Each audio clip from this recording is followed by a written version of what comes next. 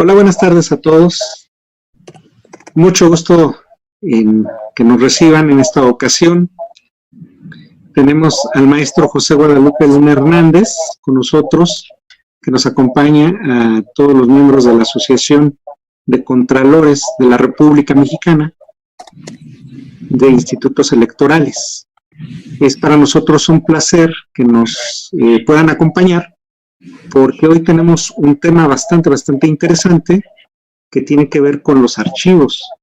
Como siempre, la asociación preocupada por todos aquellos temas que inciden en la labor administrativa y que inciden en la labor de los órganos internos de control, pues se encuentra preocupada por estos temas que son de vanguardia y que son muy recientes. Me acompañan en esta ocasión nuestras integrantes de la mesa directiva, Blanca Aldana del INPEPAC. Buenas tardes, Blanca. Buenas tardes. La licenciada Isolda González del OIC de Durango, del OPLE de Durango. Hola, buenas tardes. Y nuestro invitado, José Guadalupe Luna Hernández, maestro José Guadalupe, quien va a ser nuestro ponente el día de hoy, y a quien le damos la más cordial bienvenida a nombre de todos los asociados. Y pues le agradecemos muchísimo su disposición, su tiempo, el que pueda compartir con nosotros su conocimiento en esta materia que es bastante novedosa y que, bueno, pues ahora implica nuevas responsabilidades para los OIC, y que con todo gusto pues queremos conocer más de este tema fundamental de la ley de archivos y que implican pues un manejo, como veremos en la ponencia, pues de información que resulta valiosa no solo para la actividad administrativa, sino para la sociedad en general, ¿no? En esa razón, le cedería el uso de la palabra a nuestra amiga Blanca Aldana para que haga la presentación de nuestro ponente, y a continuación después ya expondrá el maestro Luna. Sí, buenas tardes. Gracias, Jesús. Voy a proceder a leer la semblanza curricular del maestro José Guadalupe Luna Hernández. Es maestro en Derecho Constitucional y Derechos Humanos por la Universidad Panamericana. Se ha desempeñado como comisionado del Instituto de Transparencia, Acceso a la Información Pública y Protección de Datos Personales del Estado de México y municipios. Fue coordinador de la Comisión de Archivos y Gestión Documental del Sistema Nacional de Transparencia. Fue secretario técnico del Comité de Vigilancia de la Contraloría de la 58ª Legislatura del Estado Libre y Soberano de México e integrante de la Mesa Técnico-Jurídica de la Legislatura. Entre sus publicaciones se destacan restricciones al derecho de acceso a la información pública en las resoluciones de los órganos locales, una ruta distinta a la ley general para resolver los acuciantes problemas de los archivos en México, el papel de derecho a la información y sus garantías en la defensa del derecho a la verdad. Archivos públicos, la garantía más importante del derecho de acceso a la información.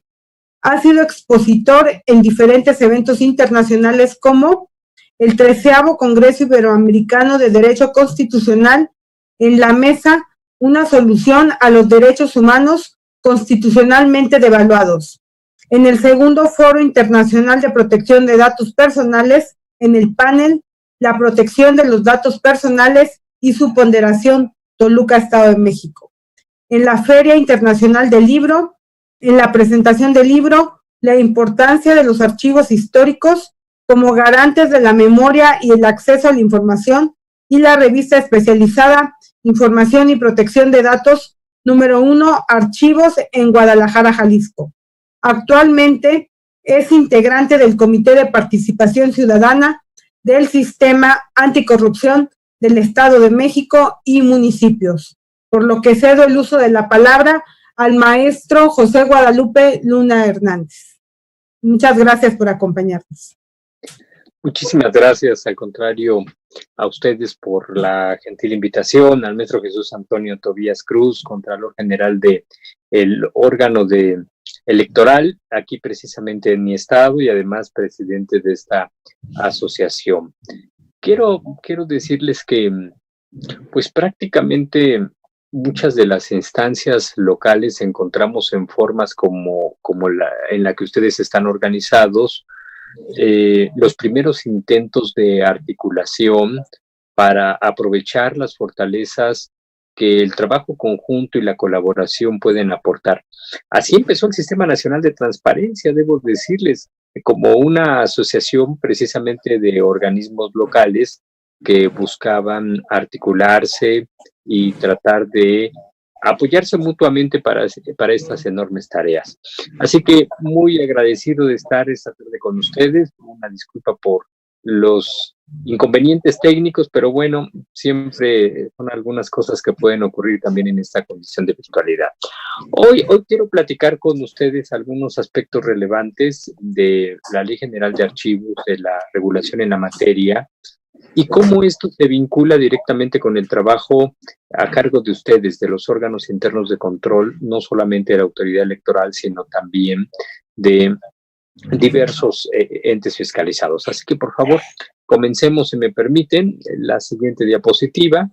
Vamos a tratar de analizar esta tarde estos 5 temas. En primer lugar, un contexto histórico de la gestión documental. Fíjense que en el país, el tema, qué bueno que ha cobrado relevancia y se coloca en la agenda pública a partir de la reciente aprobación de la Ley General de Archivos. Sin embargo, como les explicaré en unos minutos, la labor archivística es una labor que ha acompañado al hombre a lo largo de todo el desarrollo de la humanidad. Desde las culturas antiguas ya hay una cultura archivística, ya hay prácticas de registro de información en documentos. Entonces, daré brevemente este planteamiento sobre el contexto histórico de la gestión documental para después ocupar algunos minutos de la tarde y platicar con ustedes la relación que existe entre los archivos y la integridad pública, así como su reconocimiento en el régimen constitucional. Para hacer una pausa sobre la percepción que existe en la sociedad sobre el ejercicio de la función pública y cómo, esta es una hipótesis que yo tengo, eso se vincula con los problemas que enfrenta el país en materia de archivos. Haremos una referencia a la Ley General de Archivos y cerraremos esta tarde precisamente enfatizando las tareas que les corresponden a ustedes en la materia. Porque quiero decirles una cosa, no es el Archivo General de la Nación, no es el Archivo General del Estado la pieza más importante para que la Ley General de Archivos y la Ley de Archivos de cada estado se cumpla. La pieza fundamental para garantizar esto son precisamente los órganos internos de control. Serán ustedes los encargados de verificar que en su institución todas estas disposiciones se vayan adoptando. Muy bien, dicho esto, por favor, continuemos. Vamos a hacer rápidamente este planteamiento. Adelante, muy breve por la historia, pero yo quiero decirles, aquí tienen que darle 4 clics porque son algunas imágenes. Muy bien. Quiero decirles que desde la antigüedad, faltan otros 4, porque viene también la cita. Muy bien.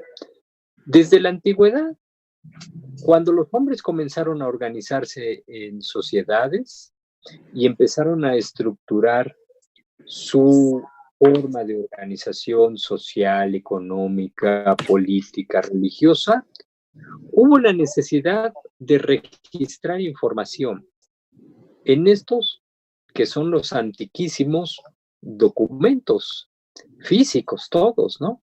Algunos en un soporte y tan públicos como el utilizar las fachadas de los templos o los monolitos que se podían poner en los palacios, como el Código de Hammurabi, o bien en pergaminos y en material que se encontraba bajo resguardo de las personas encargadas del gobierno de la sociedad.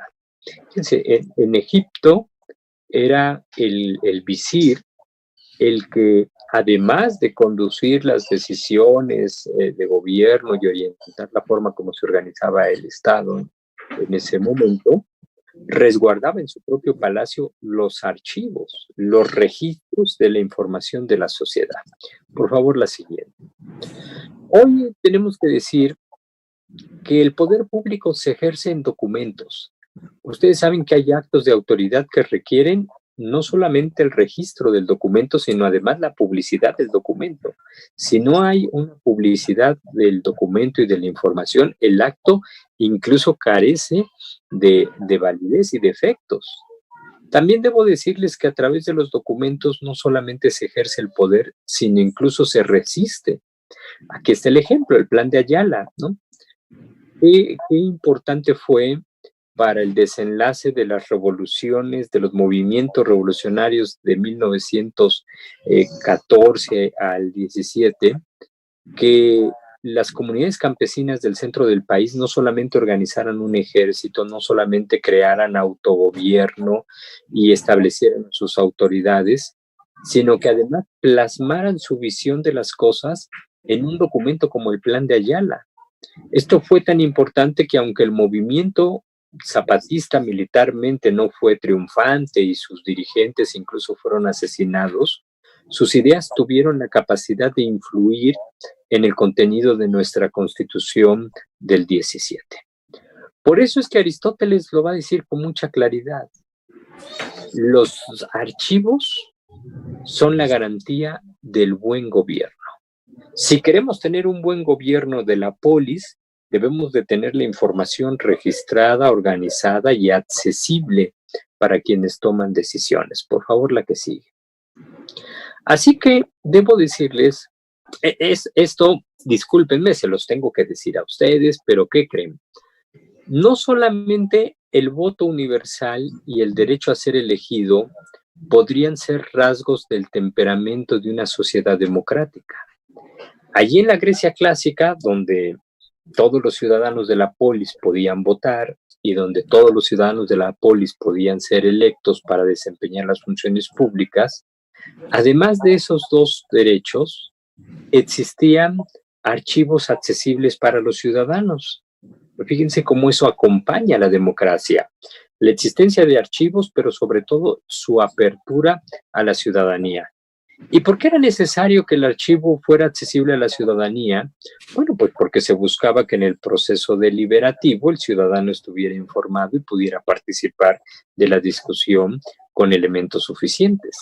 Entonces, ojo, porque la existencia de archivos y su apertura va a ir acompañando a esos otros dos elementos como el termómetro que nos va a indicar el grado de consolidación democrática de un Estado. Por favor, la siguiente. Y después de la Grecia clásica, bueno, hubo momentos difíciles en materia de acceso a los archivos de apertura, en buena medida como resultado de tres cosas. Primero, de una configuración autoritaria del poder a través de grupos cerrados y de élites. En segundo lugar, por una cuestión tecnológica y cultural, el elemento con el que se reproduce el documento, en el que se asienta el soporte del documento y la dificultad de su reproducción, y cultural en un sentido de que el documento, bueno, contiene signos que deben de ser traducidos para ser comprendidos. Se dice que en la Edad Media los monjes copistas, por ejemplo, no todos tenían la capacidad de entender lo que estaban copiando. Algunos solamente podían reproducir las imágenes, los dibujos, pero no interpretaban su contenido. Y resultado de esta circunstancia, la enorme valía que representaba para quienes ejercían el poder el mantener el acceso a los archivos de manera exclusiva. Y por eso es que muchos de estos repositorios documentales se conservaban aquí, en los grandes palacios, en los castillos, sin acceso público. Por favor, la que sigue. Los archivos han acompañado el proceso de consolidación de los proyectos estatales en todos sus ámbitos. No es ocioso, por ejemplo, que el Archivo Apostólico Vaticano, así llamado hoy, antes el Archivo Secreto del Vaticano, se organizara y resguardara una serie de documentos que no solamente incluyen la vida de los santos, el rito de la iglesia, su organización de la iglesia. Si le dan un clic, vamos a ver qué otro tipo de documentos podemos encontrar en el Archivo Vaticano. Encontraremos, no en el vínculo, sino en la presentación. Exacto. Para la iglesia era fundamental tener información como este tipo de documentos, ¿no? ¿Por qué? Porque la iglesia iba a participar en el proceso, participó muchas veces en el proceso de sucesión. Hoy lo que hacen los órganos electorales de organizar los procesos electorales y decirnos quién gana, pues la iglesia era la que entraba en una circunstancia de conflicto, arbitraba y decía, pues el monarca, de acuerdo al linaje, los registros que tenemos y la información del archivo es tal persona. El Archivo General de Indias, creado en 1785, que concentró diversos documentos que tenían instituciones diferentes del reino que tenían que ver con la colonia, busca precisamente sistematizarles la información, organizarla, controlarla, para justificar la relación entre la metrópoli y las colonias. Por favor, la siguiente. Y algo similar pasó con los archivos nacionales. Fíjense cómo cada país, para consolidar su lógica, para justificar su existencia, tuvo la necesidad de organizar su propio archivo nacional. Esto pasó, por ejemplo, en Francia en 1790, cuando integran diversos repositorios documentales en lo que van a ser los archivos generales. Y 2 años después de que la Convención Nacional emitiera la Declaración de los Derechos del Hombre y del Ciudadano, fíjense que una de las normas que emitieron fue precisamente la ley sobre la organización de los archivos. Un ordenamiento muy importante porque en su artículo 37 registraba esto que en la antigüedad ya se incluía, el derecho de cualquier ciudadano para acudir a los archivos nacionales y solicitar cualquier registro que estuviera en posesión de los mismos.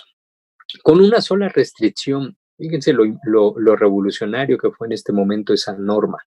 ¿Cuál restricción? Los costos de reproducción. Nada más va usted a pagar lo que le va a costar reproducir el documento que necesita. De ahí en fuera puede acceder a cualquier documento. La siguiente, por favor.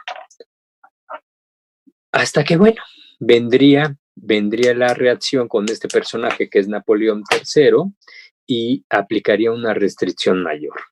Después de ese avance tan importante, con Napoleón III se determinaría que el director del Archivo Nacional podría señalar qué documentos no eran de acceso público. Entonces, en este rapidísimo esbozo que hemos hecho por los antecedentes históricos y ya entrando al siglo XX, vamos a encontrar esta lógica. Los documentos son tan importantes para la organización del Estado porque reflejan el registro de información, decisiones y permiten articular acciones gubernamentales que nos muestran ese termómetro. Si el Estado adquiere una condición autoritaria, excluyente, vamos a hablar de la idea de los arcana imperi, de la razón de Estado, de sistemas políticos complejos, sistemas cerrados, en los que la información solamente tiene que estar a disposición de los agentes gubernamentales. Frente a esa tendencia, tenemos una posición progresista, democrática, de reafirmar derechos humanos que va a incluir el derecho de acceso a la información como un límite al poder público y por lo tanto va a propugnar por la apertura de los archivos en posesión del Estado. Por favor, la siguiente. Así que bueno, en este rápido proceso histórico que hemos visto, vamos a estar viendo esas dos tensiones. La apertura, la lucha por que los archivos sean accesibles, por acceder a la información el uso de los archivos para consolidar cualquier proyecto estatal, pero a partir de ahí, la lógica de pensar que los documentos son solamente de acceso de los actores gubernamentales. ¿Y por qué se piensa esto? Por una idea que en nuestro país prevaleció durante mucho tiempo y sobre todo en las décadas finales del siglo pasado. Por favor, la siguiente. Esta lógica de que los documentos, de que la información pública es poder. Seguramente han escuchado ustedes esa idea. La información es poder.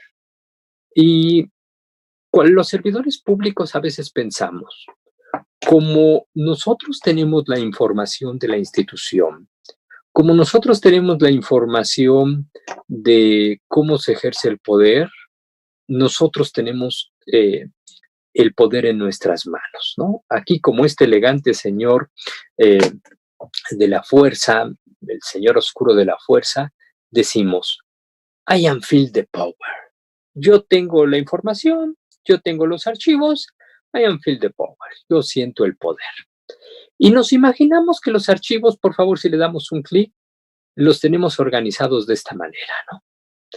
Si nosotros tuviéramos organizados los archivos en una estrella de la muerte, en la que cada pasillo estuviera organizado así con anaqueles, cajas, identificado perfectamente a qué serie documental corresponde, de qué año son, seguramente podríamos tener el derecho de sentirnos como Darth Vader y decir, I am feel the power. Pero les tengo una mala noticia. Por favor, la siguiente diapositiva. Y otra más. En realidad, no crean. Los actores gubernamentales no somos tan elegantes como este señor Sid, tan poderoso y tan elegante. No, en realidad a veces los agentes gubernamentales formamos parte de la picaresca nacional, como estos dos personajes de la revista de los supermachos, ¿no? Así que usted es de San Garabato, no, más bien San Garabato es mío. ¿Por qué a veces los agentes gubernamentales pensamos que el pueblo donde estamos gobernando o la institución que dirigimos es nuestra? Demos un clic más a la diapositiva y veremos por qué. Porque no, nuestros archivos no están como aquella imagen que pensamos idealizadamente de la estrella de la muerte. Nuestros documentos están en bodegas, abandonados, descontrolados, perdiéndose, deteriorándose, maltratándose. Los tenemos en una situación tan caótica. Imaginemos que en alguna de estas fotografías y en algún bonche de estos papeles se encuentra la escritura de un inmueble, propiedad del municipio de la institución. ¿Con qué facilidad cualquiera puede llevarse esa escritura, desaparecérsela y después apropiarse de ese inmueble? Por eso es que a veces pensamos que San Garabato es nuestro. Si aquí está el contrato de una licitación tremenda en el que le dimos la obra pública a nuestros compadres, pues para que al rato no haya una sanción en mi contra, desaparezco ese contrato, lo destruyo, lo altero, lo pierdo por ahí. Mucha de la tragedia nacional es consecuencia de este tratamiento que le damos a los documentos y a los archivos. Así que termino este contexto diciendo esto. Sin lugar a dudas, la información sobre el ejercicio del gobierno se va a registrar en documentos. La forma como organicemos esos documentos va a demostrar qué tan consolidados están los principios de eficiencia y eficacia de nuestra institución. La posibilidad de que esos documentos sean accesibles a los usuarios internos nos va a permitir tomar decisiones gubernamentales correctas. A los órganos de fiscalización les va a permitir verificar que los agentes gubernamentales cumplan con sus deberes. Y a la ciudadanía que acceda a la información le va a permitir controlar la función gubernamental. Y todo eso contribuye a un ejercicio responsable del poder público.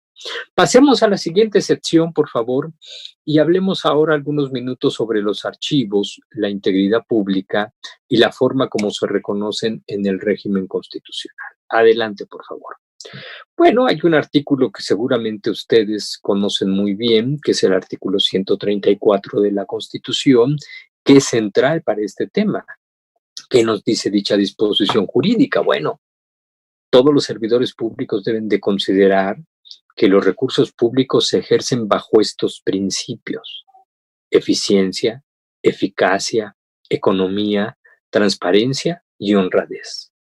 Y que el ejercicio de los recursos públicos se encuentra vinculado a satisfacer los objetivos para los cuales se está destinando ese gasto o esa inversión pública. Entendiendo que la forma como se ejercen los recursos y su resultado deberá de ser evaluado por instancias técnicas. Y bajo la lógica de que los servidores públicos todos deberán de observar estas bases dispuestas en el artículo constitucional en cuestión. Creo que estos elementos son esenciales que los tengamos perfectamente identificados, porque veremos cómo a través de la gestión documental es la manera más efectiva de verificar si estos principios se han cumplido, si los recursos realmente se destinaron para obtener los objetivos planteados, y ayudará a la evaluación técnica de las autoridades. Por favor, la siguiente. Ustedes recordarán el artículo 41, fracción quinta, apartado A de nuestra Constitución, que habla sobre el órgano interno de control del INE y que va a plantear estos dos objetivos para ustedes: fiscalizar todos los ingresos y fiscalizar todos los egresos. Adelante, por favor. Ya vimos aquí algunos elementos de integridad señalados en la Constitución. No son todos, pero me parece que estos son los más relevantes. Ahora veamos qué dice la Constitución sobre los archivos. Vamos a encontrar sobre todo referencia a ellos en el artículo 6 constitucional, cuando determina nuestra norma jurídica la obligación de todo sujeto obligado de documentar todo acto que realice en el ejercicio de facultades, competencias o funciones. Fíjense cómo este mandato se va a relacionar con las disposiciones antes señaladas del artículo 134. ¿Por qué?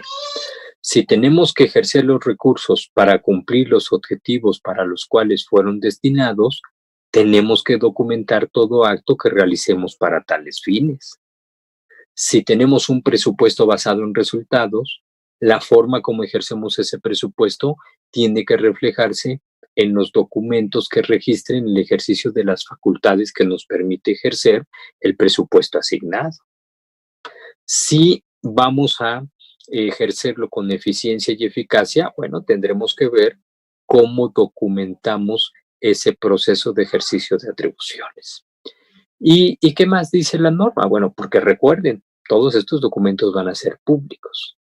Y además tienen el deber de resguardar los documentos en archivos administrativos actualizados, que se parezcan a la imagen de la Estrella de la Muerte. Yo quiero imaginar que los pasillos de la Estrella de la Muerte son así. Eso sería un archivo administrativo actualizado, no las imágenes de la lámina siguiente que vimos hace rato, de las, yo no diría ni siquiera archivos, bodegones donde se almacena papel. Eso no es un archivo, esas son cajas amontonadas de papel sin orden, sin control, sin resguardo de integridad, sin organización adecuada, etc. Eso no cumpliría con la norma. ¿Dónde más encontramos otra referencia al archivo? Bueno, podemos identificar dentro de las atribuciones de la Auditoría Superior de la Federación investigar los actos o omisiones que impliquen, fíjense, que impliquen alguna irregularidad o conducta ilícita. ¿En qué? En el ingreso, egreso, custodia y aplicación de los fondos y recursos federales. ¿Y qué dice la disposición? Además, la auditoría, para investigar estas irregularidades, podrá hacer visitas domiciliarias para solicitar que se le exhiban los libros, papeles y, ojo, archivos indispensables para investigar. Aquí está la clave de cómo cerrarle el paso a estos personajes de la pintoresca que sienten que el pueblo es suyo, ¿no? ¿Cómo? que todas las investigaciones de estos actos y conductas ilícitas o irregulares se fundamenten en los archivos y que en los archivos tengamos los documentos que documenten, los registros que documenten el ejercicio de las facultades, competencias o funciones. Si la autoridad investigadora puede acceder a los archivos en estas condiciones, créanme que este señor que piensa que San Garabato es suyo, no va a tener un buen destino. Su destino será la sanción de su conducta ilícita o de su irregularidad. Si en cambio los registros están desordenados, no es íntegro el archivo y puede pasar cualquier cosa, bueno, sí prevalecerá esta lógica. Por favor, la siguiente.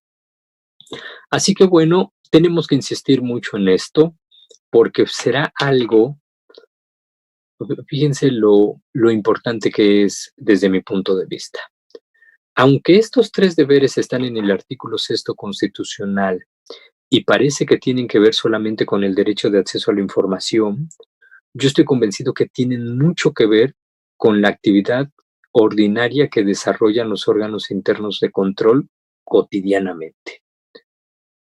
El sujeto obligado tiene que documentar todo acto que derive del ejercicio de facultades, competencias o funciones y tiene que preservar esos documentos en archivos administrativos actualizados. Si nuestra institución cumple con esto, el órgano interno de control, ¿qué va a estar realizando?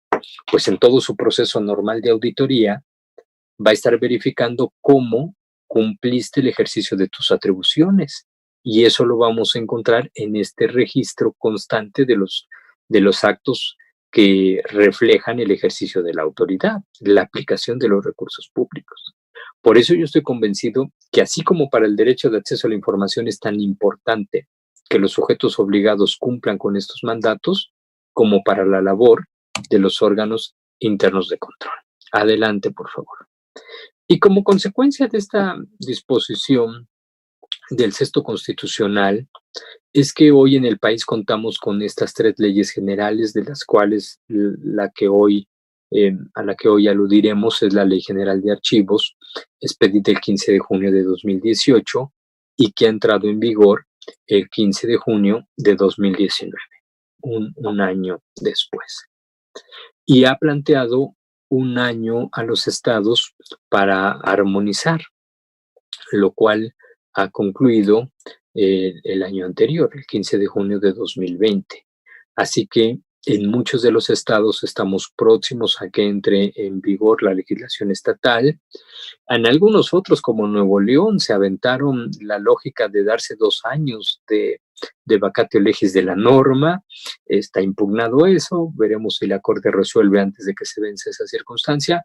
Pero tarde o temprano la legislación estatal entrará en vigor y todos tendremos que cumplir con estas obligaciones.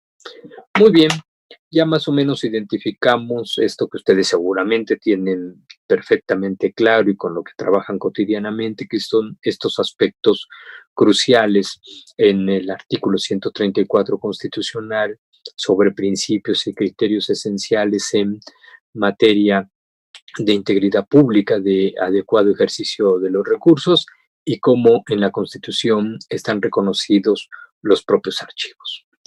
Vayamos al siguiente tema, por favor, que tiene que ver con la percepción que tiene la ciudadanía sobre la función gubernamental y cómo creo que esto se vincula con los problemas de los archivos. Aunque la gráfica, la imagen que les mostré de ese cómics ya bastante antiguo, muchas de ustedes y de ustedes ni siquiera lo recordarán porque son muy jóvenes, pero algunos que hemos visto en la biblioteca, algunos de estos ejemplares o algunos más recordarán esta historieta, pero de los 70s, 80s que esta historieta circulaba a la actualidad, no han cambiado mucho las cosas en nuestro país. Cualquier estudio que nosotros consultemos en estos momentos nos van a mostrar en los lugares más bajos en materia de integridad, en materia de transparencia, en materia de Estado de Derecho, y vamos a estar en el grupo de países en los que mayor incidencia hay en materia de corrupción. Tan solo este estudio, el Estado de Derecho en el mundo, de Justice Project, pues nos va a presentar al país, fíjense lo complicado, junto a Madagascar, Turquía, Nigeria, Irán, Angola, Guinea, Myanmar, Guatemala, Kenia, en la parte baja de la tabla. Estamos aquí en el lugar 104 de 128 con una puntuación de .44. Por favor, la siguiente. Si nos vamos a América Latina, pues también apenas si logramos superar a Venezuela, Bolivia, Nicaragua y Honduras, ¿no? Apenas de 30 países revisados en este estudio, ocupamos el lugar 26 y tuvimos incluso en el más reciente estudio un deslizamiento de tres lugares hacia abajo. Cualquier estudio que ustedes agarren nos va a dar un resultado como este. ¿Por qué? Porque es que, fíjense, desde mediados del siglo pasado, si no es que antes, hemos identificado políticas contra la corrupción. Contra el despilfarro de Miguel Alemán, vino el presidente Adolfo Ruiz Cortines y propuso un régimen férreo de austeridad. Yo diría que mayor a la que hoy se propone. El gobierno de Ruiz Cortines fue sumamente riguroso. Frente a los excesos del sexenio de López Portillo, vino el presidente Miguel Alemán y planteó esta política de renovación moral y detonó todo el proceso que se conoció después como con la creación de los órganos de las contralorías y muchas medidas adicionales. Tuvimos en 2006 la reforma para el presupuesto basado en resultados, la consolidación de las entidades locales de fiscalización, y aún así las tragedias de corrupción han seguido sucediendo y los escándalos siguen y no paran. Tuvimos en 2015 la reforma del Sistema Nacional Anticorrupción y pues bueno, vean los indicadores que seguimos reportando. ¿Por qué pasa esto? Por favor, la siguiente. Yo tengo una hipótesis y les voy a presentar 6 casos. De ellos, 5 claramente van en el sentido de lo que propongo. Si los archivos no están organizados, no hay un archivo administrativo actualizado, íntegro, correcto, adecuado, la corrupción va a prevalecer. Veamos estos 6 casos en particular que han ocurrido en los últimos 3 años. No son décadas, son 6 casos nada más de los últimos 3 años. Por favor, la siguiente. Bueno, hubo una circunstancia de una solicitud de acceso a la información a la CEIDO de la PGR en ese entonces, mediante la cual le pedían a esta institución el expediente, copia del expediente de los casos de la exdirigente sindical. ¿Y cuál fue la respuesta? Bueno, miren, ya buscamos, pero ¿qué creen? En el archivo no hay copia de la averiguación previa. Por el delito de delincuencia organizada y operaciones con recursos ilícitos.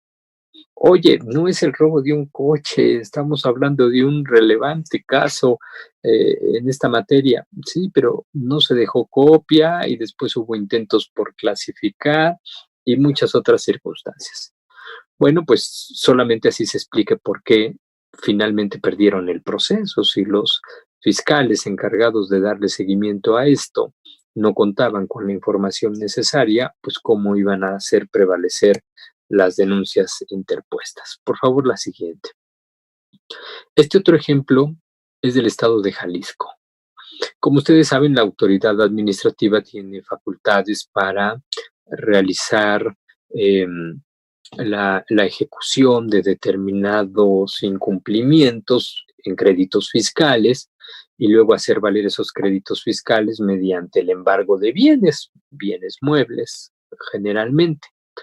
Bueno, en Jalisco esto ocurría supongo que la Secretaría de Finanzas iba realizando estos créditos fiscales, iba embargando bienes, iba acumulando los bienes en algún inmueble, y estos quedaban bajo la administración del Instituto Jalisciense de Asistencia Social. Yo no sé, esto es mágico, esto es Gabriel García Márquez debió de haberlo puesto en alguna novela, pero a veces en los corralones de nuestro país entra un vehículo completo, rodando, lo estacionan, y un mes después desaparecen llantas, desaparecen baterías, desaparecen algunas autopartes. Es cosa de magia. Yo no me explico otra forma de entender estas circunstancias. Bueno, pues en el Instituto Jalisciense de Asistencia Social pasó algo así. De los bienes que tenían embargados, comenzaron a desaparecer partes, incluso algunos bienes. Obviamente, ante las denuncias formuladas al respecto, se comenzaron a realizar investigaciones. Y ocurre algo extraordinario. Los expedientes de todos esos embargos, de todo ese resguardo de bienes inmuebles, de bienes muebles, ojalá y se hubieran encontrado como en la foto esta que vimos de San Garabato. No, estaban almacenados en 2 cajas de tráilers que estaban en un terreno. De repente comienza un incendio en un pastizal al lado del terreno y el incendio alcanza el lugar donde están las cajas de trailers. Se quema por completo el archivo en el que se resguardaban todos estos procesos de bienes incautados y de embargos. ¿Cómo haces la investigación? Si ya se te quemó el archivo, ya no tienes con qué realizar ese proceso. Por favor, la siguiente. El caso de la estafa maestra. 2019 se dio a conocer que en la Secretaría de Desarrollo Territorial y Urbano del gobierno federal anterior se pierden algunos convenios que justificaban 185 millones de pesos. Se extraviaron. 7 documentos que no se encontraron. Por favor, la siguiente. En el estado de Morelos, Blanca, a lo mejor esto seguramente tú lo escuchaste, el asesinato de Samir Flores, un opositor a los proyectos de infraestructura y en el lugar de su asesinato se dice que se dejaron cartulinas con algunos mensajes. Las cartulinas se perdieron porque no se aseguró la escena del crimen correctamente. Documentos que se pierden y que algo hubieran aportado para la investigación. La siguiente. Jalisco, el año anterior, hubo otro incendio en la delegación regional de la Secretaría de Educación. Y bueno, un año después que el anterior, pierden otro importante acervo documental. La siguiente. Y el de este año. Fíjense que una investigación casi nada importante, ¿no? Menor, donde pues uno puede explicar este tipo de situaciones. El expediente que se integró con la investigación que hizo la Secretaría de la Función Pública sobre el conflicto de interés del presidente de la República, en el caso de Casablanca. Ustedes saben, se dio este escándalo, se hizo público, la Secretaría de la Función Pública con el secretario Virgilio Andrade hacen una investigación, dan un resultado, independientemente de si fue creíble o no, dan el resultado, integran su expediente, concluyen el asunto y como se concluyó, se mandó la investigación a la bóveda donde resguarda la Secretaría de la Función Pública los expedientes de las denuncias concluidas. Todo parece hasta ahí perfecto. Un poco antes de que concluya el gobierno anterior, el subsecretario de Responsabilidades Administrativas y Contrataciones Públicas, el director general de Denuncias e Investigaciones y el director general adjunto de Investigaciones de la Secretaría de la Función Pública piden sacar ese expediente de la bóveda, ¿no? Ya está en archivo de concentración, préstamelo a archivo de trámite porque yo lo hice y lo necesito. Muy bien, aquí está el expediente. Lo regresan pero al momento de regresar, algunos tomos de la investigación original ya no regresaron, se perdieron. Como aquí el archivo estaba debidamente organizado, descrito, oye, yo te di tantos tomos y me estás dando menos 2 tomos de los que yo te di, aquí pasó algo, se asentó, generaron los elementos y desde 2019 la anterior secretaria de la Función Pública, la doctora Irma Heréndira, presentó la denuncia. De tal forma que en marzo de este año se determinó la vinculación a proceso de estas 3 personas. ¿Involucradas en qué? En la desaparición de una parte de la investigación. Entonces, yo propongo esta idea de que por más que tengamos procedimientos de investigación, sanción, sistemas, instancias, si la parte más importante que son los documentos y los archivos no están organizados, registrados, íntegros, resguardados correctamente, este tipo de prácticas van a seguir ocurriendo como las que vimos en los ejemplos anteriores. En cambio, si nuestro archivo está organizado, descrito, controlado e íntegro y pasa una circunstancia de este tipo, estaremos en condiciones como este ejemplo, de identificar quién es el responsable y proceder contra él a través de las disposiciones que establece la norma. ¿Por qué? Porque los archivos, los documentos, los expedientes son el insumo esencial para cumplir estas funciones que ustedes como órganos internos de control tienen y que el resto de las instancias de todo el sistema anticorrupción debemos impulsar. Entonces, ya vimos cómo los documentos y los archivos han acompañado el proceso de conformación del poder y nos muestran esos temperamentos de una sociedad democrática o no. Ya identificamos cómo estas materias son tan relevantes que tienen una protección constitucional y trato de explicar los altos niveles de corrupción que existen por la impunidad, por todo lo que ya conocemos, pero nada de ello sería posible si los archivos estuvieran debidamente organizados desde mi punto de vista. Para resolver esto fue que el Congreso de la Unión dijo: necesitamos una legislación en materia de archivo. Por favor, la siguiente. Y ahora sí pasemos a hablar un poco de este tema, que es la normatividad. Antes de que se expidiera la legislación general en materia de archivos, en el país teníamos un profundo problema en el tema.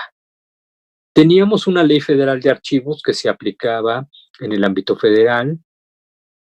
Los órganos electorales ya tenían desde 2006 algunos antecedentes de regulación en materia de transparencia y de conservación de archivos. En el país, los estados, teníamos 4 estados que no tenían legislación en materia de archivo: Durango, Nuevo León, Sinaloa y Tamaulipas. Pero aun cuando no tenían legislación en materia de archivo, les aplicaba una ley federal, curiosamente, la Ley Federal de Monumentos y Zonas Arqueológicas, Artísticas e Históricas, que contemplaba los archivos como bienes muebles de relevancia histórica y que por lo tanto estaban sujetos a esta protección. Y bueno, las personas físicas y morales que no contaban con regulación en la materia. Por favor, la siguiente. Para resolver esto es que vino la ley. ¿Por qué? Bueno, pues porque tenemos un mandato constitucional. ¿Cuál? Documenta todo lo que hagas en el ejercicio de las facultades, competencias o funciones. Y ahí viene el primer problema: saber qué es lo que vamos a documentar. Créanme que si nosotros realizamos el proceso de organización de archivo, nos vamos a dar cuenta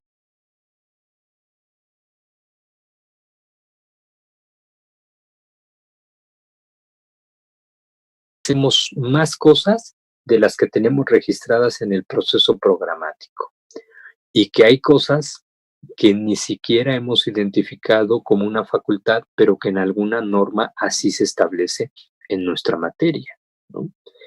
Yo podría pensar en este sentido. A ver, poniendo a un OPLE como ejemplo, algún OPLE que tiene las funciones constitucionalmente señaladas de organización de los procesos electorales, ¿tendrá atribuciones en materia de transparencia? Sí, sí las tiene. ¿Por qué?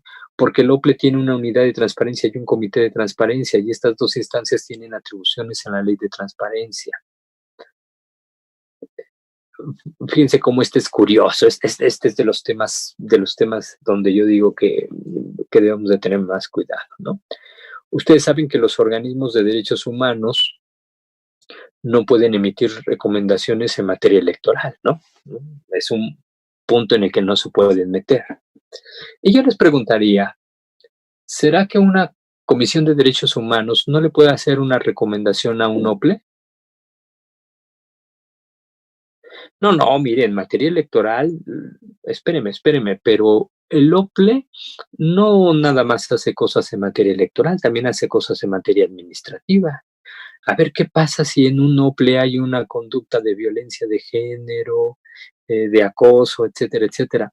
No podría un servidor público presentar una queja, no en materia electoral, sino en otro tema.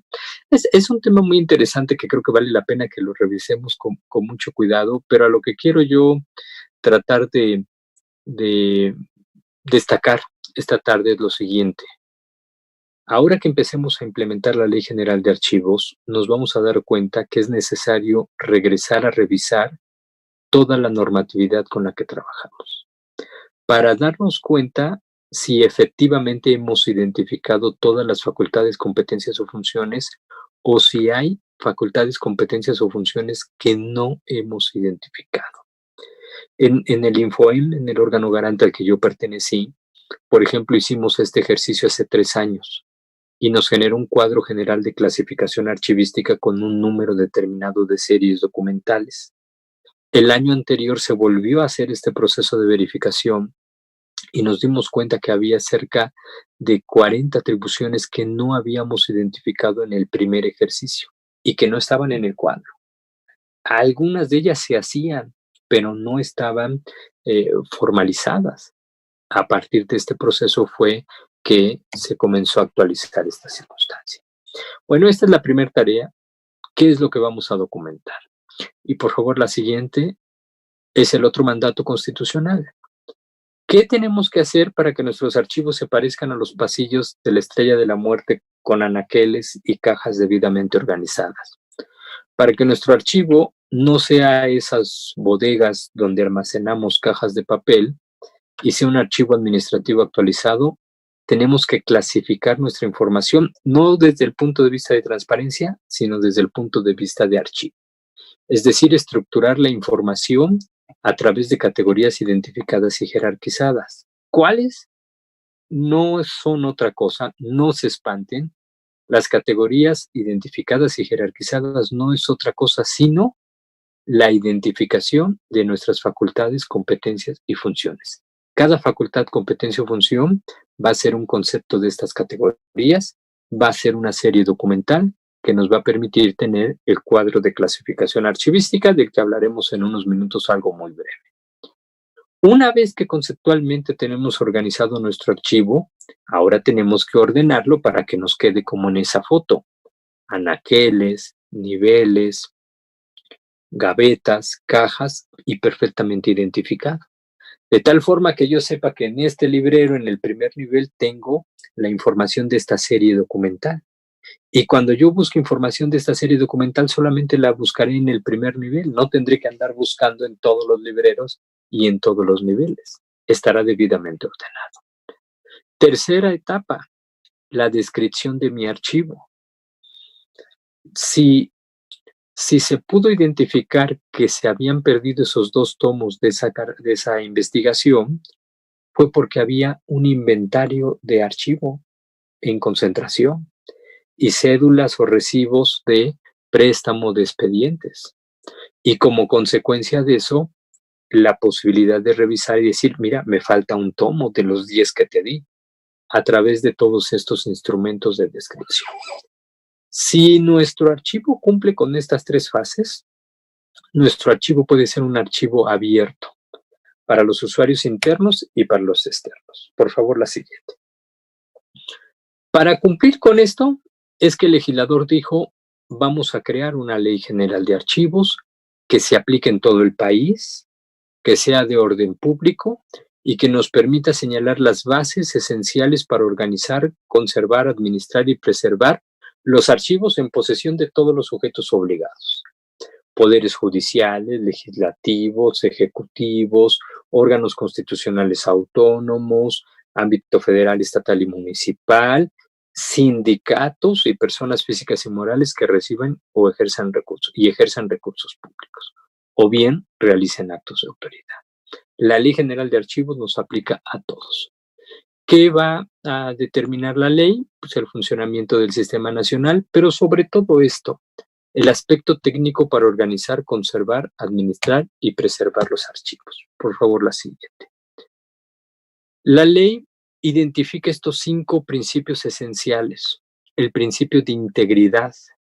Mi archivo tiene que estar organizado de tal forma que nadie pueda sustraer una parte del archivo, desaparecer un expediente o destruirlo. ¿Cómo? Si está clasificado, si está ordenado y si está descrito, el principio de integridad se cumple. Principio de procedencia, que es uno de los principios clásicos de la técnica archivística que nos dirá que los fondos deben de preservarse en el orden original en el que fueron creados. Principio de conservación. Los documentos están hechos para que se conserven, se preserven y se resguarden en mi institución. Yo no puedo, enojado porque el día de hoy me destituyeron, me rescindieron la relación laboral, formatear toda mi computadora y eliminar toda la información que yo tengo resguardada ahí y que generé en el ejercicio de mis funciones. Yo no puedo pensar que cuando me vaya voy a agarrar los documentos en soporte analógico y los voy a mandar a la trituradora. Disponibilidad. El documento no es para tener en la Estrella de la Muerte donde solamente Darth Vader puede entrar. Es tener una Estrella de la Muerte abierta para que cualquier persona pueda acudir y disponer de la información que se encuentra ahí, y accesibilidad, adoptar todas las medidas y ajustes que permitan que cualquier persona, independientemente de la condición en la que se encuentre, pueda acceder, conocer e informarse de lo que los registros disponen. Por favor, la siguiente. Estas son algunas tareas, pero enfatizo mucho esto. Ojo, porque la ley plantea esto. Cuidado con los procesos de entrega-recepción. Los procesos de entrega-recepción donde ustedes participan como órganos internos de control, ojo, porque son el principal factor de riesgo de la pérdida de documentos. Sí, al momento de hacer el proceso de entrega-recepción, hay que verificar no solamente que se deje el coche, el escritorio, el teléfono, sino que esté el inventario de archivos de trámite y el registro de los documentos que se han mandado al archivo de concentración por parte de esa unidad administrativa. No puede ocurrir que el servidor público se lleve cajas y cajas de documentos a su casa después de haber concluido su función gubernamental. No, permítame. Los documentos son de la institución y aquí se quedan. Por favor, la siguiente. Quiero referirme a algunos conceptos básicos de la ley que tienen mucho que ver con la tarea de ustedes y con la función, insisto, de combate a la corrupción en nuestras instituciones. En la siguiente diapositiva encontraremos el primero de estos conceptos, que es el documento de archivo. No todos los documentos son de archivo. Los documentos de archivo sujetos a la técnica que establece esta ley son aquellos en los que se encuentra un registro material de las actividades que ha hecho la institución en el ejercicio de estas facultades, competencias o funciones y que registran ese testimonio de la actividad de la institución. Yo puedo encontrar distintos documentos de archivo. Cada documento de archivo va a registrar la forma como se ejercen las facultades. ¿Cómo voy a organizar los documentos de archivo? Ya sé. Hoy precisamente platicaba en la mañana de eso con algunas personas. La forma normal con la que iniciamos un archivo es hazte 2 carpetas, archivos recibidos y archivos generados, ¿no? Y ahí entonces metemos de un tema, de otro tema, y decimos, no hay ningún problema, los tengo organizados cronológicamente. Sí, el problema es cuando ya pasaron 2 años en tu función y te dicen, necesito el oficio con el que se inició el procedimiento de verificación del programa de resultados preliminares de la elección tal. Híjole, ese fue como en qué mes, ¿no? Pues creo que en enero de tal año. Y ahí vamos a nuestras carpetas de oficios generados y empezamos a revisar uno por uno y no encontramos. No, los documentos no se pueden organizar así en recibidos y generados. Dirá alguien más, perfecto, los voy a organizar, voy a hacer expedientes por tipo de archivo.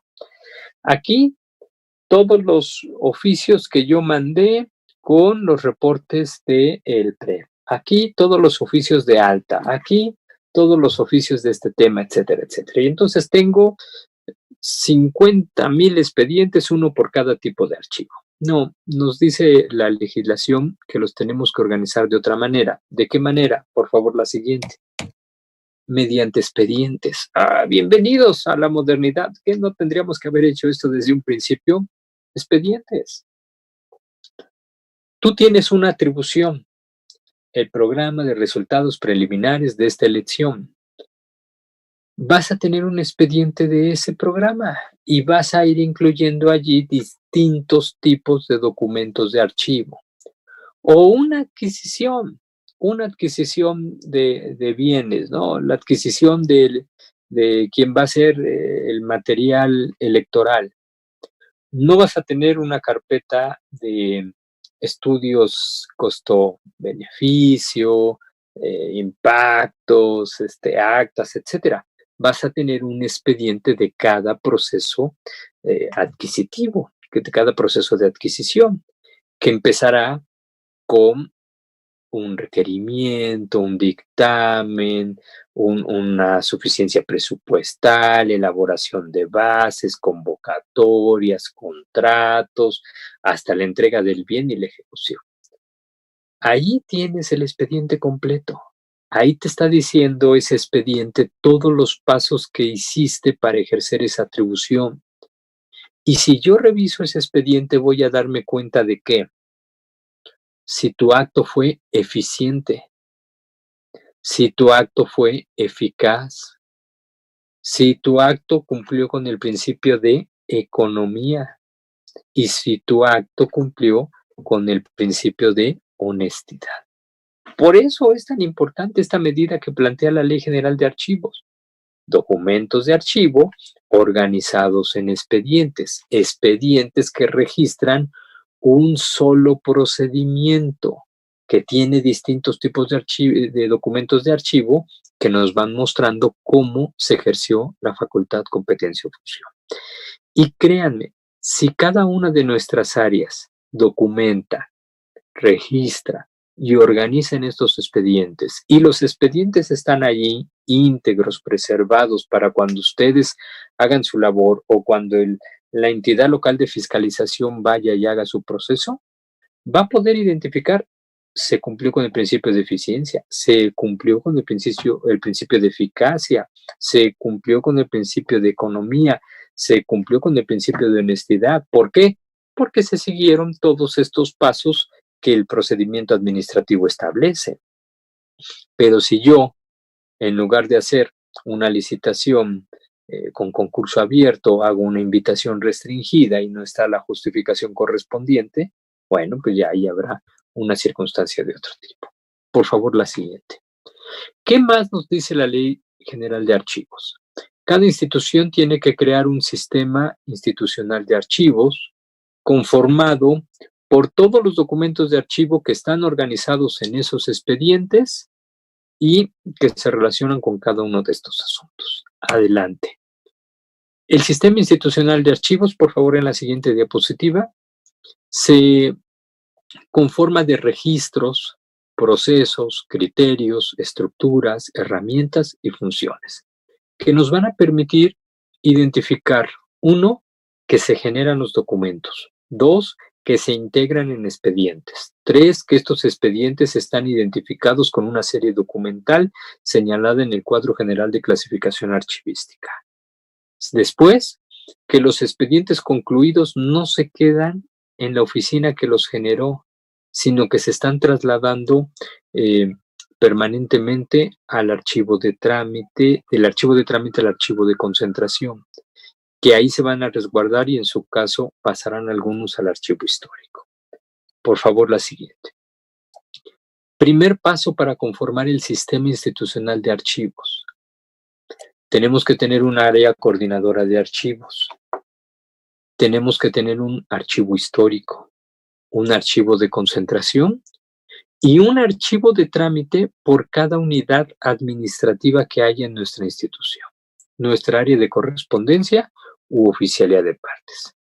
¿Por qué es importante tener el archivo de trámite, el archivo de concentración y el archivo histórico? Por favor, la siguiente. Porque a través de estas áreas de la comunicación entre archivo de trámite, archivo de concentración y archivo histórico, veremos nosotros que los documentos cumplan con su ciclo de vida, el ciclo vital, que está aquí en esta siguiente diapositiva. ¿De qué trata el ciclo vital de los documentos? Bueno, esta es técnica archivística que está un tanto en la norma y aquí habrá que hacer algún matiz en la práctica por algunos supuestos que ahorita les comentaré. Dice la técnica archivística: mientras los documentos de archivo se están generando, porque la facultad, competencia o función se está ejerciendo, decimos que los documentos tienen una fase de vida activa. Su uso es frecuente, se están generando, están integrando el expediente. Ya acabó el proceso electoral, ya se cerró el expediente, ya se acabó el proceso adquisitivo, se cerró el expediente, se concluyó el ejercicio de esa atribución, se concluye esta fase activa y pasa a una fase semiactiva. El documento ya no lo utilizo para la licitación, pero lo tengo resguardado porque quizá para una adquisición posterior me sirva como elemento de referencia. O quizá me sirva porque puede venir una auditoría, porque al revisar la cuenta pública a lo mejor la entidad de fiscalización lo solicita o puede haber un juicio o alguna circunstancia de este tipo. Por eso debe de tener una conservación precautoria en esta fase semiactiva. Mientras los documentos están en la fase activa, estamos en el archivo de trámite. Mi dirección de partidos políticos tiene el archivo de trámite en esta fase activa. La dirección, la Secretaría Ejecutiva tiene su archivo de trámite. Cada área tiene su archivo de trámite. Pero una vez que los documentos y los expedientes ya se concluyeron, ya pasa esta primera etapa de preservación, cada área lo tendrá que mandar al archivo de concentración. Este paso de la fase activa a la semiactiva es bien importante, les voy a decir por qué. A veces tenemos los expedientes así, ¿no? Bueno, no, así. Tenemos un expediente así grueso, aquí. Pero si lo revisamos, nos damos cuenta de que, híjole, este es un borrador. Este son 2 copias del original que no entregué y aquí los dejé. Este es un documento de apoyo. Este es un documento que no tiene firmas. Y si yo depuro mi expediente, en realidad ya me queda un expediente más ligero. Le saco las copias, le saco los proyectos, le saco los documentos de apoyo. Y entonces cuando yo lo mande al archivo de concentración, eso que yo tenía en la oficina como un expediente de 100 hojas, créanme que a veces termina siendo un expediente de 50, 40, 60.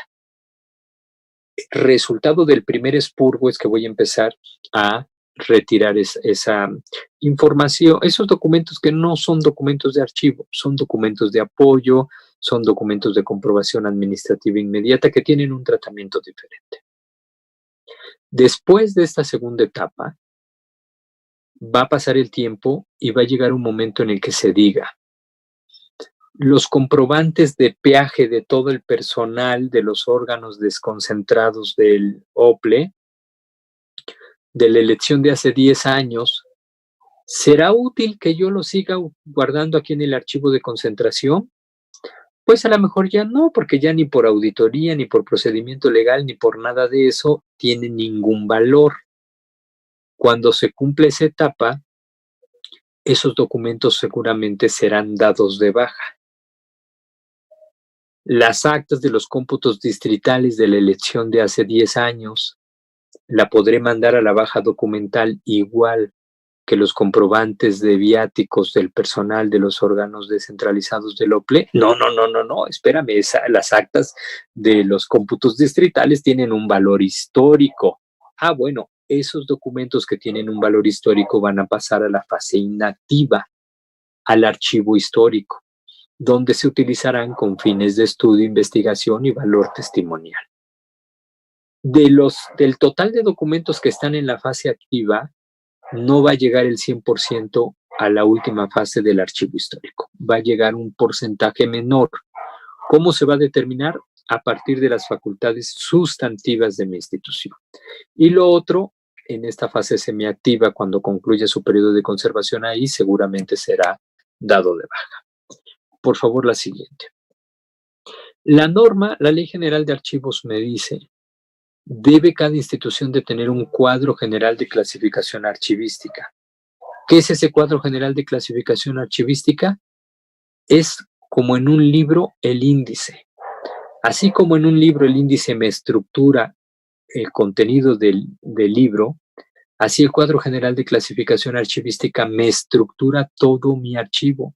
Me lo clasifica, me lo ordena y me dice: en esta institución tengo 100 series documentales sustantivas que solamente mi institución tiene y 200 series documentales de funciones comunes que cualquier institución tiene. Y lo agrupo en 5 secciones, etc. Aquí está el inventario de todas las facultades, competencias o funciones, el cumplimiento de saber todo lo que debo de documentar. Catálogo de disposición documental, ¿qué es lo que me va a decir qué documentos van a llegar al archivo histórico y cuáles no, cuándo los debo de pasar, etcétera? Y los inventarios. Por favor, la siguiente. Voy a irme ya un poco más rápido. Otro tema que es bastante importante de la ley, y ahorita los estoy planteando porque verán cómo se vincula con la función de ustedes. La planeación en materia archivística. Me dice la ley: cada sujeto obligado debe de tener un plan anual de desarrollo archivístico. Cada año debemos de aprobar un plan con una perspectiva de recursos humanos, materiales, financieros y de información. Por favor, la siguiente.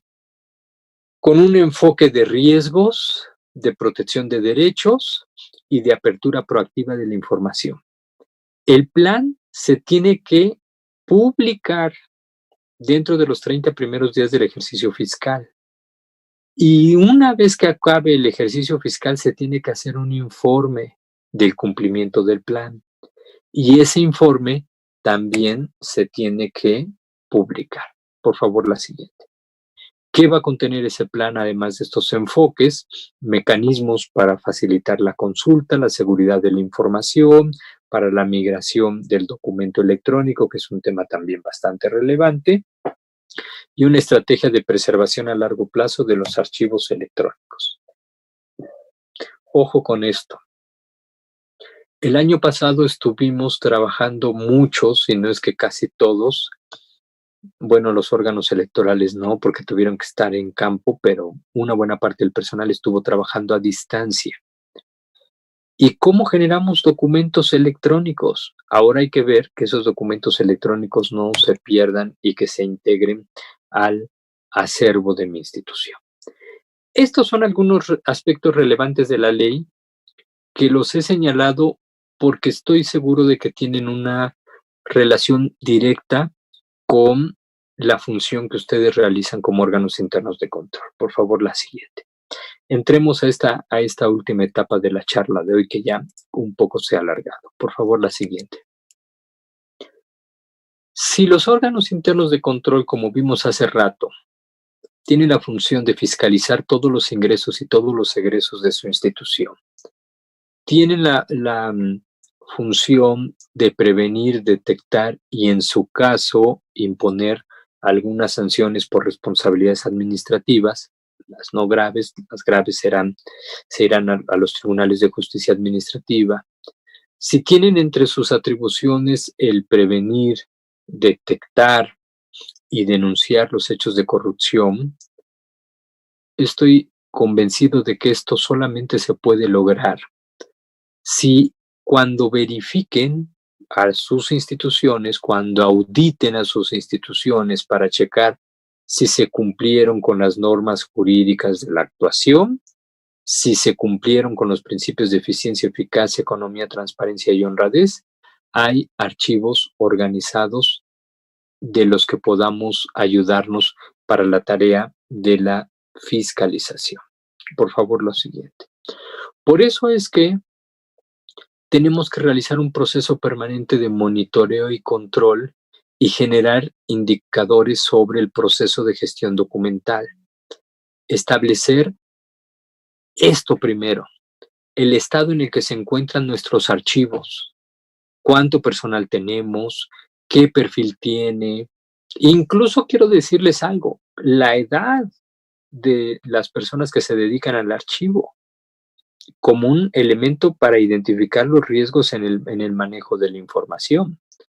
Los indicadores para establecer este proceso de planeación y los resultados que se vayan obteniendo al respecto. Por favor, la siguiente.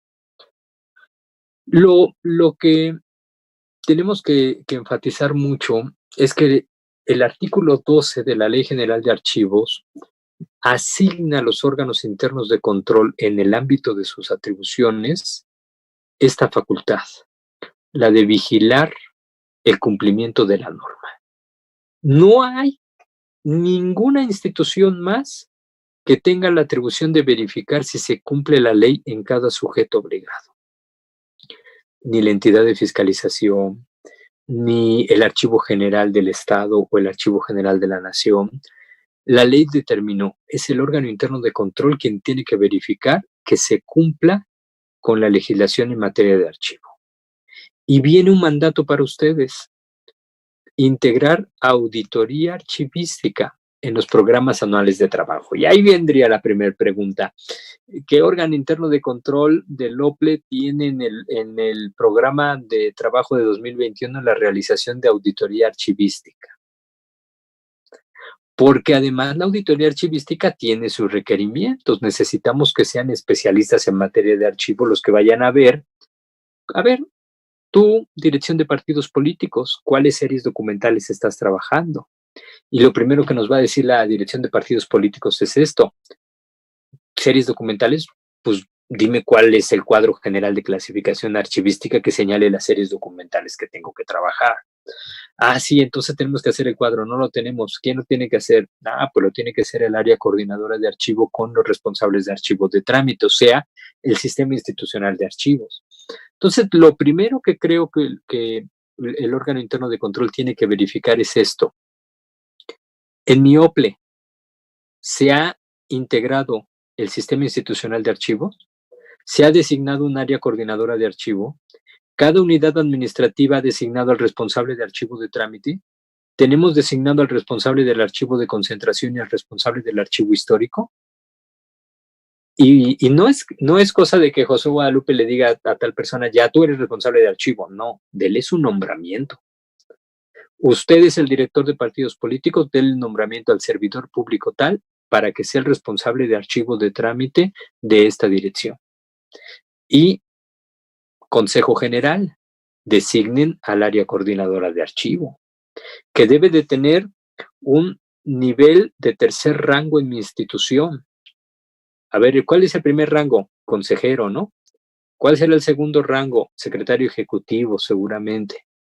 ¿Cuál será el tercer rango? Director. Pues el responsable de archivo, del área coordinadora de archivo, tiene que tener el rango de director. Entonces, lo primero es verificar que esté el sistema institucional y luego que el sistema institucional esté haciendo su trabajo. ¿Cuál? tener un cuadro general de clasificación archivística, tener un catálogo, y que con ese cuadro cada una de mis áreas esté generando sus documentos con todos estos criterios y muchísimos más que por el tiempo no les he explicado, ¿no? Y en el artículo 60, pues establece que para preservar los documentos, pues tenemos que realizar auditoría. Auditoría para ir a revisar, a ver, ¿dónde están tus expedientes electrónicos? ¿Dónde está tu inventario? ¿Dónde están tus expedientes físicos? ¿Dónde están los resguardos correspondientes? ¿Dónde está la clasificación? Así que, queridas y queridos amigos, hoy quiero decirles esta tarea que tienen ustedes. Implementar la ley de archivos. Nada más y nada menos que eso. ¿De quién va a depender que esta ley sea realidad? Del órgano interno de control. Si el órgano interno de control lo asume y empieza a observar esto, a ver, no tenemos un sistema institucional de archivos, ¿de quién es responsabilidad? No tenemos área coordinadora de archivo, pues del órgano superior. Estas direcciones no han designado responsable de archivo, del director. Estas jefaturas no han designado del jefe de departamento. Ya está conformado el sistema, ya estás trabajando el cuadro. Tienen mucho por delante y son realmente ustedes los que van a hacer efectivo la aplicación de la norma. Pero si el órgano interno de control no identifica la responsabilidad que tiene para implementar la norma y no comienza a trabajar el diseño de la auditoría archivística, los demás a lo mejor lo hagan. Hay instituciones que lo están haciendo antes de que su órgano interno de control se involucre, pero pues ya saben, hay algunas otras que hasta que no viene la responsabilidad no se mueven. Por favor, la siguiente. Los órganos internos de control van a ser los más beneficiados de la aplicación de la norma en materia de archivo. ¿Por qué? Pues porque cuando hagan su auditoría van a tener archivos organizados, expedientes hechos. A ver, quiero revisar este proceso adquisitivo. Trae el expediente. Vamos a revisar que estén todas las fases que establece el procedimiento administrativo. Oye, tu procedimiento administrativo dice que tenías que hacer un estudio costo-beneficio. No veo el estudio costo-beneficio aquí. El procedimiento administrativo dice que tenías que hacer una invitación publicada en un medio de circulación nacional. No veo en tu expediente la publicación. Ay, no se perdió. No, aquí no se puede perder. Te falta esto. Empiezo a hacerte la observación, ¿no? Y obviamente una herramienta muy importante en la que ustedes tienen que poner especial atención es esta. Pues el Plan Anual de Desarrollo Archivístico. ¿Tengo en mi institución un Plan Anual de Desarrollo Archivístico? Sí. ¿Se ejecutó? Sí. ¿Cuáles fueron los resultados? A veces yo a los planes les tengo mucha desconfianza. Un programa operativo anual. ¿Cómo hacemos el programa operativo anual? Trae el del año pasado y le actualizamos las cifras y la fecha y ya tenemos el nuevo. No, espérenme. Yo no puedo creer un plan anual de desarrollo archivístico que me diga, en 2022 voy a implementar todas las obligaciones de la Ley General de Archivos. Si tú pones eso, si alguien pone eso en su plan anual de desarrollo archivístico y yo lo veo, la verdad digo, no lo vas a cumplir. A duras penas en un año vas a instalar tu sistema institucional, vas a empezar a hacer tu cuadro y a lo mejor termines tu cuadro. Quizá metes metes algunos temas de capacitación y algunas otras acciones. Pero no me digas, este año voy a hacer todo lo que dice la Ley General de Archivos. No es cierto.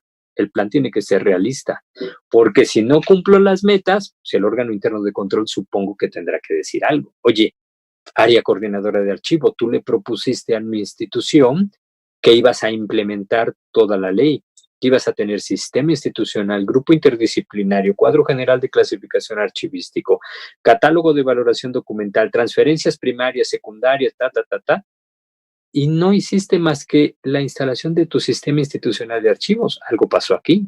Quizá tenga yo que en el proceso de auditoría hacerte recomendaciones o hasta iniciarte el proceso de responsabilidades.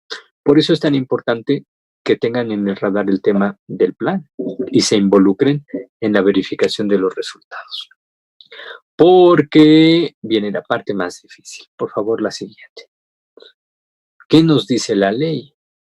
El incumplimiento de estas obligaciones y el generar conductas sancionadas administrativamente según lo que determina la ley, pues da pie a los procedimientos de responsabilidades administrativas, que serán sancionados ante las autoridades competentes en términos de la ley aplicable. Pues ya sabemos, el procedimiento de responsabilidades administrativas. Habrá que ver cuántas omisiones, cuáles omisiones, qué conductas son faltas graves, cuáles no graves. Se tendrá que hacer la investigación respectiva y concluir el procedimiento. Por favor, la siguiente. Que, ojo, puede concluir en delitos contra los archivos. La ley general establece delitos contra los archivos. Quien sustraiga, oculte, altere, mutile, destruya, inutilice total o parcialmente información de los documentos de los archivos bajo su resguardo está sujeto a este tipo de delito. Lo vimos hace rato con el caso de la Secretaría de la Función Pública. 3 personas vinculadas a proceso penal por la comisión de delitos. Y déjenme decirles algo. Todavía no aplicaron los delitos que establece la Ley General de Archivos. Se fueron por delitos generales en materia de servicio público. Pero ahora ya con la entrada en vigor de la Ley General y de las leyes estatales, están contemplados estos delitos que si yo, servidor público, al momento de la entrega-recepción me llevo el archivo, estoy sustrayendo documentos que forman parte del acervo. Por favor, la siguiente. Bueno, aquí vienen los demás delitos. Por favor, al final, ya nos vamos al final. Con esto, ahí está. Con esto yo concluyo esta extensa charla. Como verán, es un tema que me gusta mucho y siempre lo platico con mis colegas archivistas. Luego empieza uno a hablar del tema de archivo y sigue, y sigue, y sigue, y sigue. Y podríamos pasarnos muchísimo tiempo abusando de la confianza y de la enorme disposición que ustedes tienen, pero quiero cerrar esta tarde con esta reflexión. En verdad, el combate a la corrupción y la integridad en la función pública va a depender de que asumamos con seriedad y con toda convicción el cumplimiento de la legislación en materia de archivo. Ningún sistema de auditoría, de control, de vigilancia, de fiscalización, de sanción penal va a funcionar si la materia prima de los procedimientos, que son los expedientes y los documentos, no están organizados y son íntegros. De ahí partimos. Si cambiamos esta lógica y si logramos tener archivos administrativos actualizados con estos criterios, créanme que cualquier procedimiento de auditoría, de fiscalización, de integración de responsabilidades va a ser exitoso para encontrar a los responsables.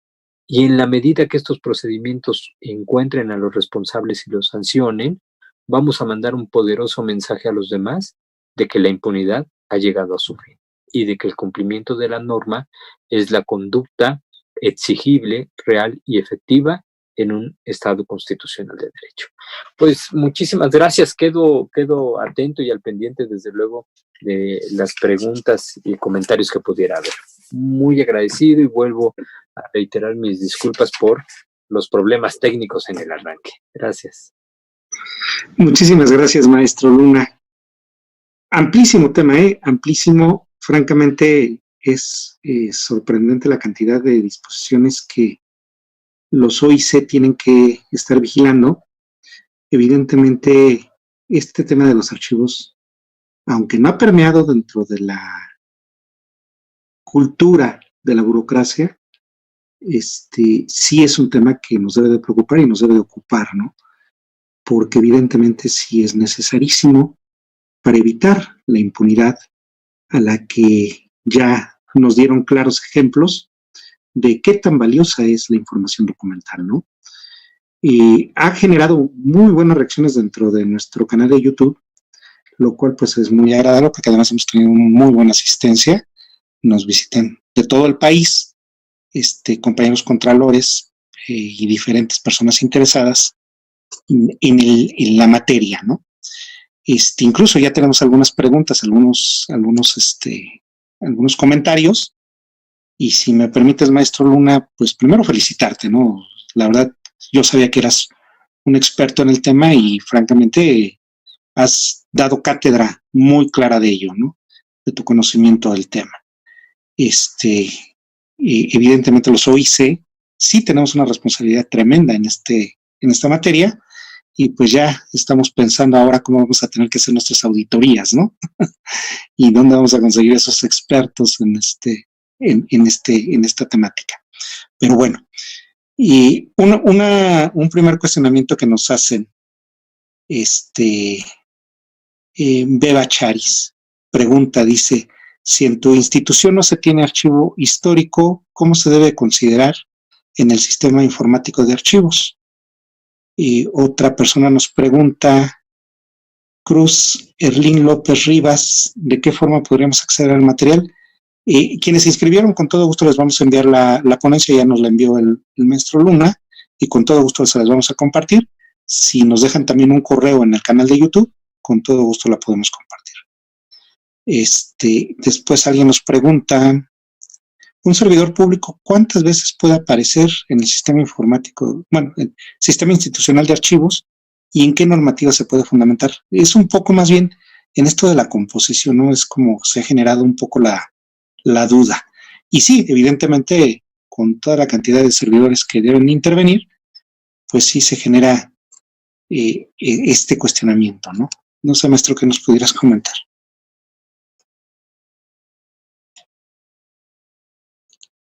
Sí, empecemos con esta parte que es la más difícil. Las leyes generales que se han expedido en el país han tenido una enorme bondad. En materia de archivo, por ejemplo, nos ayudaron a resolver esa heterogeneidad que vimos. 4 estados sin ley, algunas legislaciones estatales con leyes muy recientes y muy parecidas a la Ley Federal de Archivos, y por lo tanto muy parecidas a la Ley General de Archivos hoy ya en vigor. Algunos otros, como el Estado de México, nuestra legislación es de los 90s. Junto con Veracruz me parece que son las legislaciones más antiguas y las que menos se han reformado, y por lo tanto el modelo de nuestras leyes de archivos anteriores pues eran muy rezagados. Las leyes generales han homogenizado, ¿no? Establecieron bases, principios y procedimientos comunes a todas las instituciones federales, estatales, municipales, sindicatos, personas físicas y morales. Esa es la virtud, homogenizar los criterios. Pero al mismo tiempo, como casi todo en la vida, hay 2 caras en una sola moneda. Esa virtud también es la enorme debilidad. Si yo pienso en el INE, estoy seguro que el sistema institucional de archivos lo arman de 2, 3 patadas, ¿no? Designan su área coordinadora de archivo, designan el archivo de concentración, el archivo histórico, los responsables de archivo de trámite, sin ningún problema. Pero seguramente ha de haber en los soples casos como ocurre en los órganos de transparencia. Hay institutos locales con un presupuesto sumamente disminuido y con estructuras básicas, ¿no? Por ejemplo, platicaba yo con mis colegas de Guerrero y me decían, oye, en el archivo de trámite tengo que tener a los responsables de archivo, que no son los titulares de las áreas, sino que los designa el titular del área. Y en el grupo interdisciplinario tengo que tener al titular del área. Son 2 órganos distintos con una composición diferente. Pero tengo un problema. Aquí en el órgano de transparencia de Guerrero, si están los compañeros de Guerrero nos ven, les mandamos saludos. Tenemos una dirección de datos personales, pero en mi dirección de datos personales nada más hay un servidor público, el director. ¿Cómo? ¿No tiene asistente? No tiene proyectista, no tiene asesor, no tiene nada. Solamente él es el director. Él solo es toda la dirección de datos personales.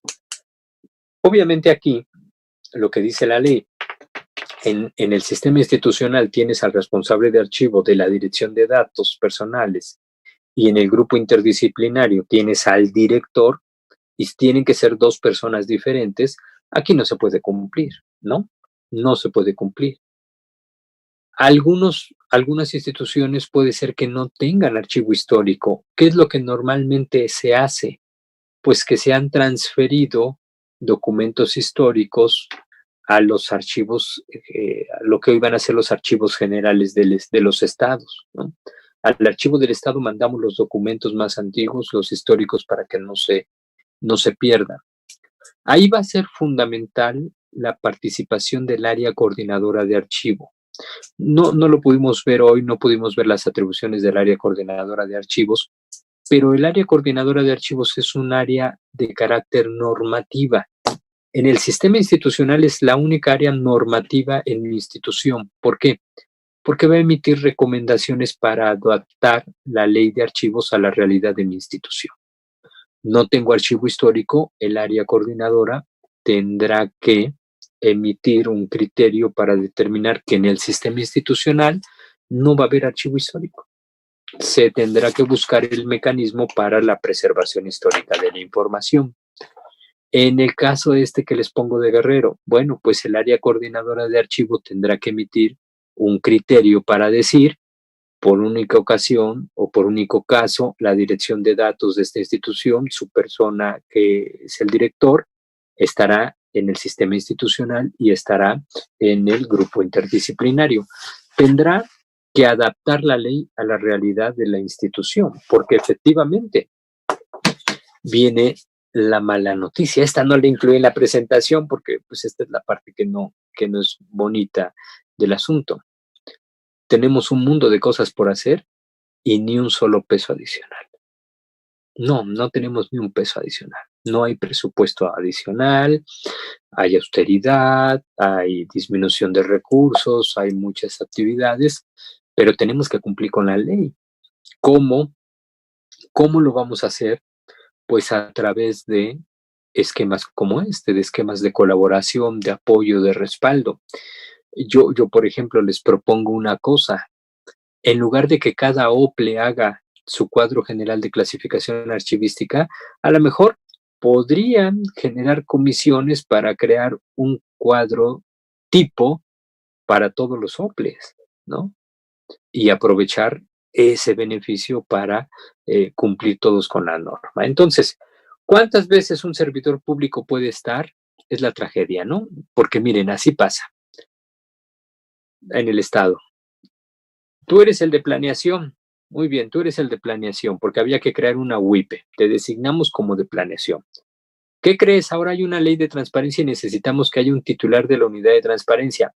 El de la UIPE le ponemos que sea además responsable de transparencia. Hay una ley de datos, además vas a ser el oficial de protección de datos. Y viene el archivo, también vas a ser el responsable de archivo. Y una persona hace 4 o 5 funciones. Si vemos todas las tareas que tienen, van a ver que es imposible. Pero, insisto, hay instituciones económicamente tan débiles que no les va a quedar de otra más que a realizar este tipo de circunstancias. ¿De qué va a depender? De una evaluación realista. Y ahí el órgano interno de control funge un papel sumamente importante. A ver, el órgano interno de control de este órgano garante de Guerrero verifica que en la dirección de datos hay solamente una persona y por lo tanto tiene este problema que ya les platiqué.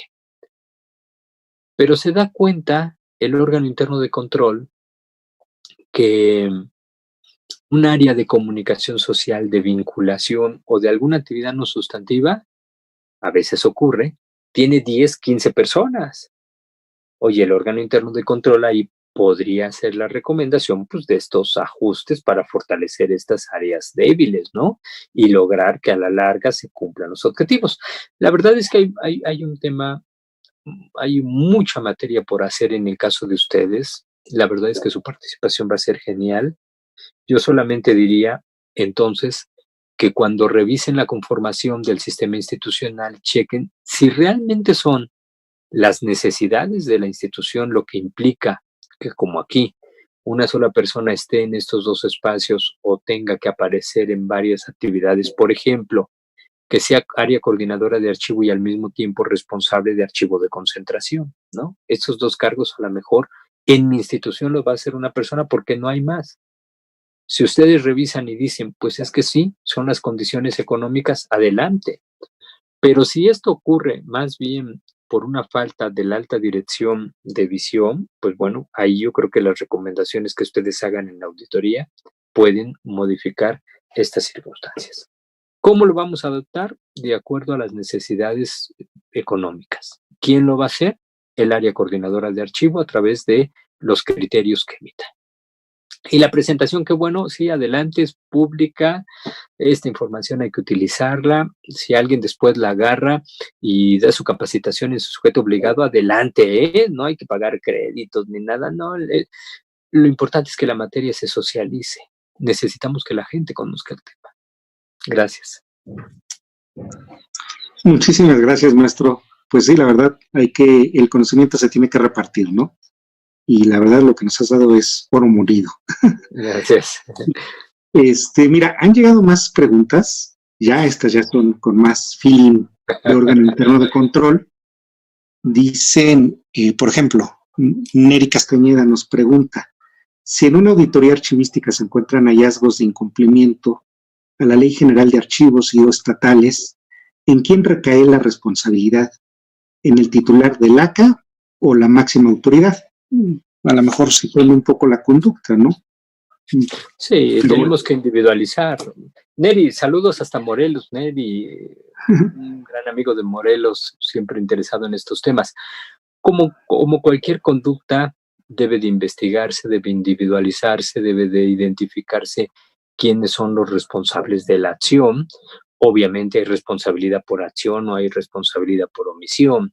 Si el archivista que está enfrentando estas circunstancias difíciles ha estado haciendo del conocimiento del superior jerárquico estas circunstancias y el superior jerárquico no ha tenido la precaución de atender lo que le ha requerido, pues fácilmente se van a poder deslindar las responsabilidades, se podrá, pero bueno, eso será objeto de la investigación, ¿no?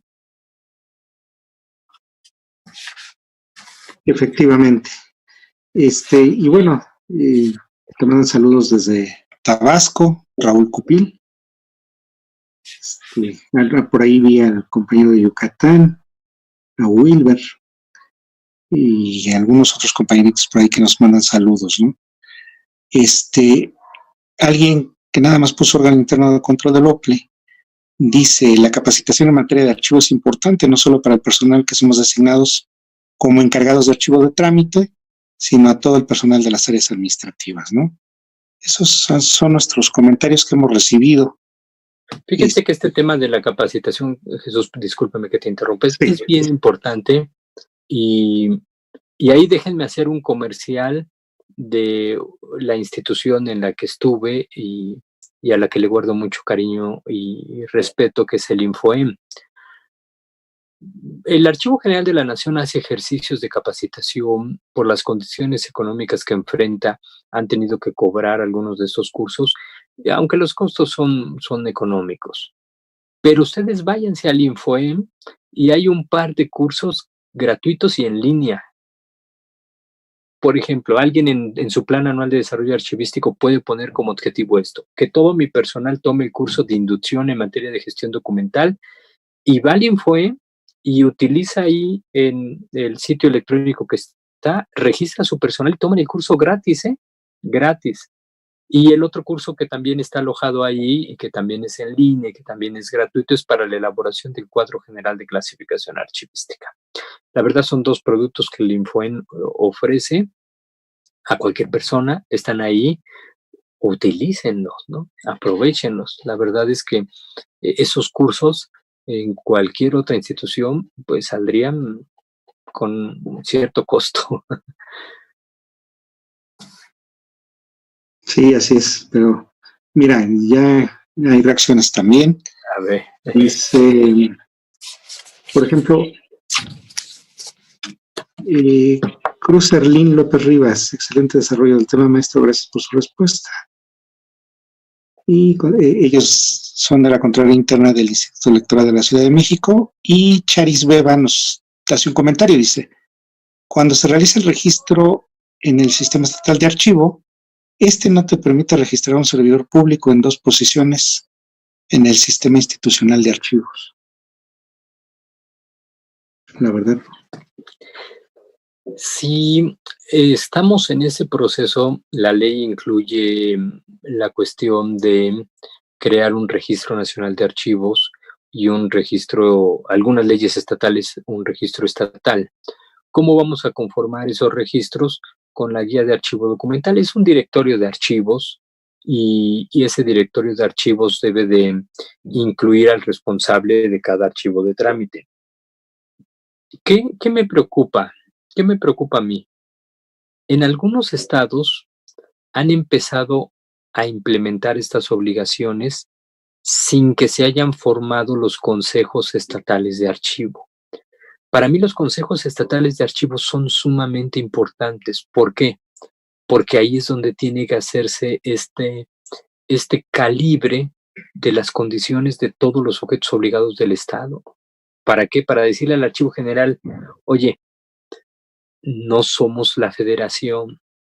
A lo mejor el Archivo General de la Nación le exige a todas las autoridades federales esto, pero yo en el Estado de México, a Zacazonapan con 2,500 habitantes, a Tizapán, Santa Cruz, con una población más o menos similar, en las que a veces el regidor de alumbrado es el que se tiene que subir al poste a cambiar la lámpara, ¿cómo le puedo pedir que me dé 20 personas distintas que no sean jefes para el sistema institucional de archivo y por lo tanto para el registro de esto? En los consejos estatales de archivos donde hay que hacer este planteamiento para pedirle al Archivo General del Estado que matice esto y que entienda que no todos los sujetos obligados van a cumplir al 100% con esta parte de la norma. No es lo ideal, pero es el efecto de las leyes generales, de tasar igual a quienes no somos iguales, ¿no? Hay instituciones administrativa, financieramente más débiles.